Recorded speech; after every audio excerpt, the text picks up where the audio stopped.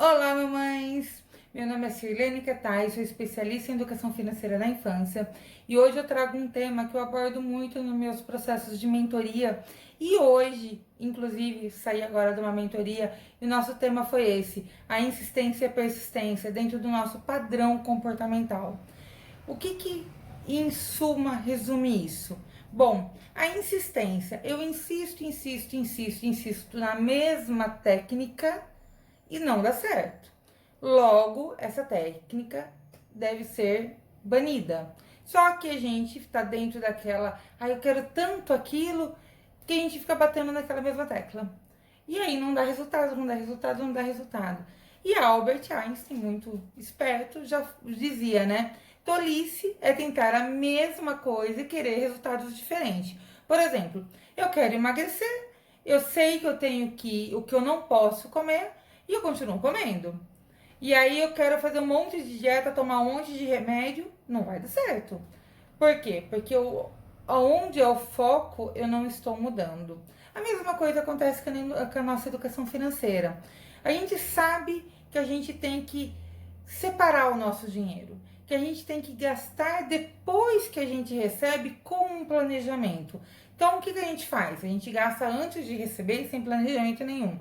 Isso é o padrão do brasileiro, infelizmente. Tanto que 66% da população, segundo o IBGE, tem o nome sujo. E o que vai acontecer com nossos filhos se repetir o mesmo padrão? Essa insistência de você não mudar o teu padrão comportamental vai ter o mesmo resultado. E é comum os pais serem endividados, os filhos serem endividados. Os pais não conseguir nunca ter a casa própria, se esse é o sonho de ter a casa própria, os filhos também nunca vão ter a casa própria. Por quê? O padrão, ele se repete e tá no nosso DNA. A gente tem que romper. E o que é a persistência? A persistência é diferente da insistência. A insistência é quando você tenta a mesma técnica para aquele foco e não dá certo. E o que é a persistência? São técnicas diferentes para um único foco. Então, eu sei que eu quero emagrecer, então primeiro eu tento mudar minha alimentação. Mas meu metabolismo ainda não acelera, ele é muito lento. Bom, então eu tenho que tomar alguma coisa que vai acelerar o meu metabolismo. Então eu vou no meu médico, ele prescreve o que eu tenho que tomar para o meu metabolismo acelerar, para acelerar a queima de gordura. Aí eu me matriculo numa academia. São técnicas diferentes. Então, quando você tem técnicas diferentes com um único objetivo, aí você começa a ter um resultado. Eu consegui perder um pouco ali, um pouco cá. Isso se for num regime, por exemplo. Mas se fosse nas finanças, a minha persistência, eu preciso separar o meu dinheiro e eu preciso, porque eu quero comprar tal coisa. Então eu sei o quanto eu preciso para comprar aquilo e a matemática ela é uma exata. Se eu tenho um X em valor e tenho um X que eu preciso somar num determinado tempo, eu sei quanto tempo eu vou ter que guardar para ter aquilo lá. E isso acontece muito no nosso processo de mentoria, a gente traçar essa metodologia através de uma persistência que eu coloco aqui para vocês. Tem que ter metodologia, a gente tem que ter um passo a passo e a gente tem que seguir esse padrão novo. Então a gente vai tirar da nossa mentalidade aquele padrão antigo de primeiro eu gasto, depois eu ganho, para primeiro eu ganho, separo, planejo e depois eu gasto. Tem uma frase de Thomas Edison sobre persistência que eu acho assim fantástica. Ele diz assim: alguém fala para ele, nossa, você não se sente um frustrado porque você tentou 10.000 vezes como acender uma lâmpada. E ele fala assim, não, eu não me sinto fracassado, eu só descobri 10.000 formas que não dão certo. Uma deu, entendeu? Então a insistência é diferente da persistência. Ambas estão tentando te levar para o mesmo foco, mas na verdade a insistência você não tem uma metodologia, você faz as coisas atropeladas dentro de um padrão que já vem se repetindo.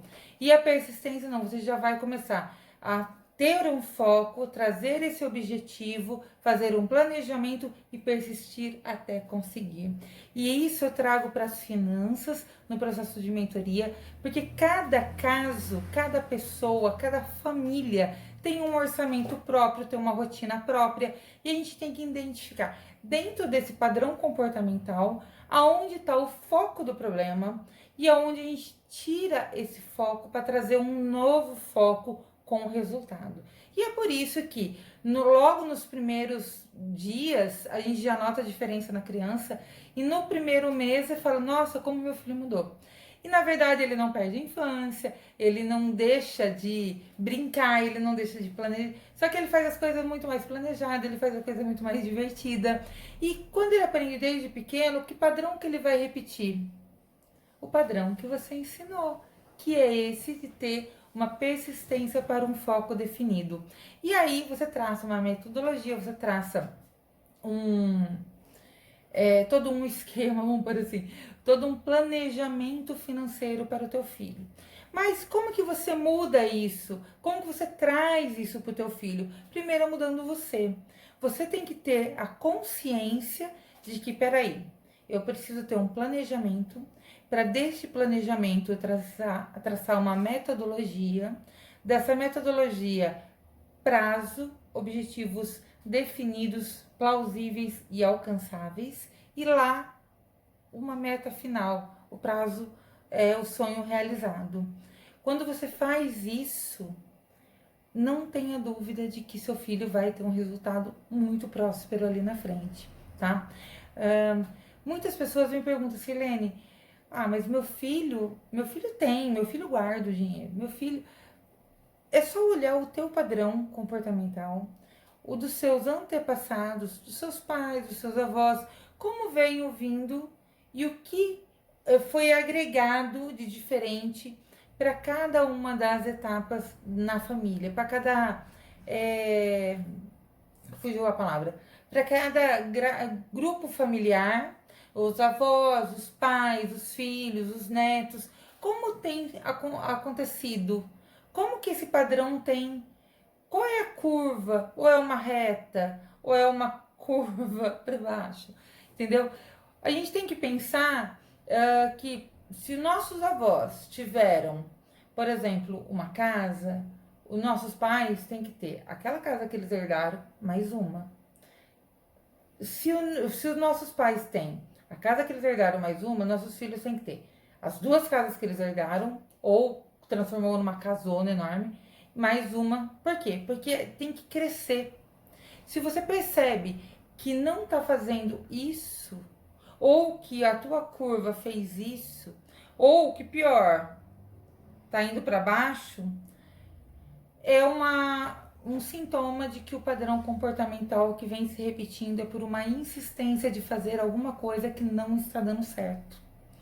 Então, essa insistência a gente tem que deixar de lado, honrar tudo que eles fizeram por nós, mas daqui para frente a gente traçar uma metodologia nova. E eu tô aqui para ajudar você a preparar seus filhos sobre finanças, para que seu filho tenha muito mais que você e os seus netos muito mais do que seus filhos, e o negócio explodir assim, até o ponto de que o dinheiro vai trabalhar para o teu filho, não seu filho mais vai trabalhar a troco de salário, a troco de dar a vida dele em dias e horas e horas e horas de trabalho e não ser tão bem remunerado quanto ele queria, porque é isso que acontece com a maioria da população hoje. Então a gente não quer que isso repita com nossos filhos, não é assim? Pelo menos para mim é assim.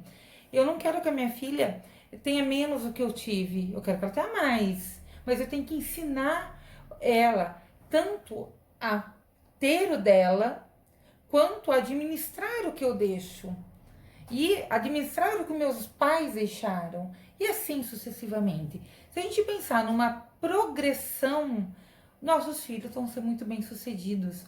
Eu tenho vários amigos da minha época de adolescência, da minha infância, que eles eram ricos e eu era pobre. E os pais deixaram heranças e eles dilapidaram a herança. Já pensou isso acontecer com teu filho? Você deixar que seja, não pensa assim, nem pouco nem muito. Pensa o que você tem. Imagina você deixou lá uma empresa para o teu filho administrar, ele falha a empresa. Ou, ai, o filho não quer nem saber da empresa porque ele não quer essa herança. Tudo bem. Ele tem que pegar o que é essa empresa e transformar numa empresa para ele que seja muito melhor do que essa empresa que sustentou ele a vida inteira. Meu ponto de vista, tá? E tá tudo bem se você pensar diferente de mim. Mas o que eu quero trazer para vocês é o quanto melhor o meu filho pode ser do que eu fui. Porque se a gente olhar lá pra frente e falar assim, tá vendo aquele menino lá, aquela menina lá, bem sucedida? É meu filho. Olha que orgulho. É isso que a gente quer, não é? É. Eu tenho certeza que é. Você quer ter orgulho sempre do seu filho. Logo, seu filho então tem que ter muito mais. Ele tem que conquistar e progredir e escalar muito mais o que você cresceu, progrediu ou escalou.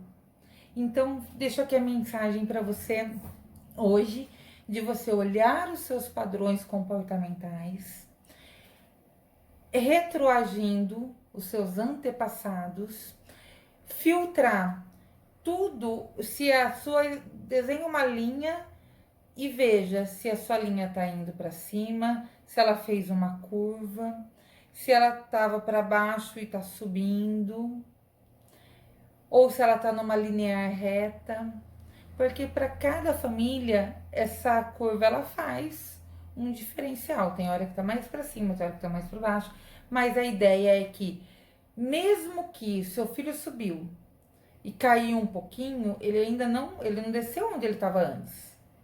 Ele pegou um fôlego para subir mais. Ele pegou um fôlego para subir mais. É assim. E é isso que a gente quer para nossos filhos. Que eles cresçam e a gente bata no peito e fala: é meu filho. É minha filha. Olha que orgulho. Então, fica aqui a dica para vocês. Antepassado, insistência, persistência. Se esse vídeo fez sentido para você, curta, comenta, compartilha, marque amigos, que isso me ajuda a divulgar para muito mais pessoas, tá? Um grande abraço, fiquem com Deus e até amanhã. Não se esquece de se inscrever aqui no canal do YouTube e ativa o sininho para receber os vídeos em primeira mão, tá bom? Beijo no coração.